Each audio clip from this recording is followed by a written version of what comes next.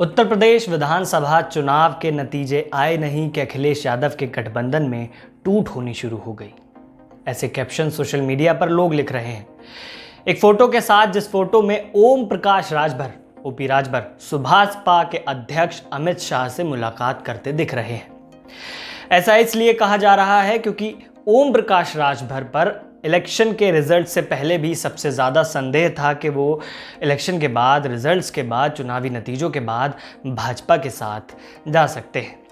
अब तर्क देने वाले इसके दो तर्क दे रहे हैं, एक ओम प्रकाश राजभर वाला तर्क और एक भाजपा की रणनीति वाला तर्क।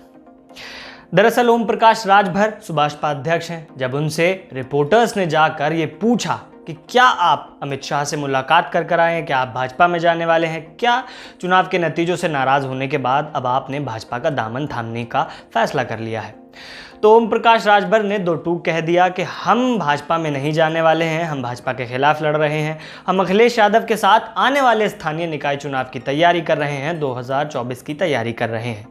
उनका कहना था कि ओम प्रकाश राजभर का कहना था कि राजभर समाज ने भारतीय जनता पार्टी को वोट नहीं दिया। इसका मतलब ये कि राजभर ने उत्तर प्रदेश विधानसभा चुनाव में भाजपा को नुकसान पहुंचाया है और भाजपा इस तरीके के झूठ फैला रही है कि ओम प्रकाश राजभर भाजपा में जाने वाले हैं, लेकिन ये सरासर झूठ है। हमको खुद नहीं पता कि ऐसा क्यों कहा जा रहा है और हमारी कोई मुलाकात नहीं हुई है।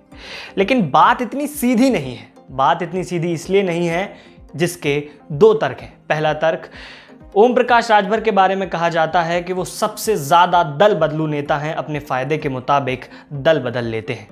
ओम प्रकाश राजभर के लिए उनके ही गठबंधन के सहयोगी पहले से ही अखिलेश यादव से कह रहे थे कि ओम प्रकाश राजभर चुनावी नतीजों के बाद दल बदल सकते हैं।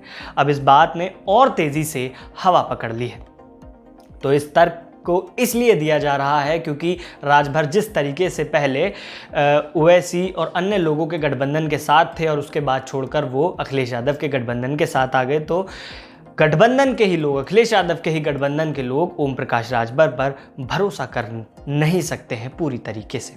दूसरा पहलू आता है भाजपा की रणनीति। याद कीजिए, उत्तर प्रदेश विधानसभा चुनाव से कुछ पहले का वक्त, कैंपेनिंग का वक्त, जब अमित शाह और पूरी भाजपा जयंत चौधरी पर डोरे डाल रही थी। मसलन ये कि वो चाहते थे कि जयंत चौधरी भाजपा में शामिल हो जाएं। उसकी रणनीति ये अपनाई गई कि पहले मीडिया में ये खबर चलाई गई कि जयंत चौधरी तो भाजपा में जाने वाले हैं। मसलन ये कि एक माहौल बनाया गया कि जयंत चौधरी भाजपा में जाने वाले हैं, एक माहौल बने जिसके बाद जयंत चौधरी से बात की जाए और जयंत चौधरी भाजपा में शामिल हो जाए। लेकिन जिसके जवाब में जयंत चौधरी ने कहा कि मैं कोई चवन्नी नहीं हूँ जो पलट जाऊँ। यानी भाजपा पहली बार ऐसी रणनीति नहीं चल रही है। यदि ये भाजपा की रणनीति है कि पहले मीडिया के थ्रू माहौल बनाओ, फिर उसके बाद सहयोगी अपने बढ़ाओ, यानी कि विरोधी के गठबंधन से एक घटक दल तोड़कर अपने में शामिल कर लो, तो क्या ये भाजपा की रणनीति है या फिर ओम प्रकाश अपने फायदे के लिए भाजपा के साथ जाने वाले हैं? हमारे दर्शक इसके बारे में क्या सोचते हैं, कमेंट कर ज़रूर बताएं।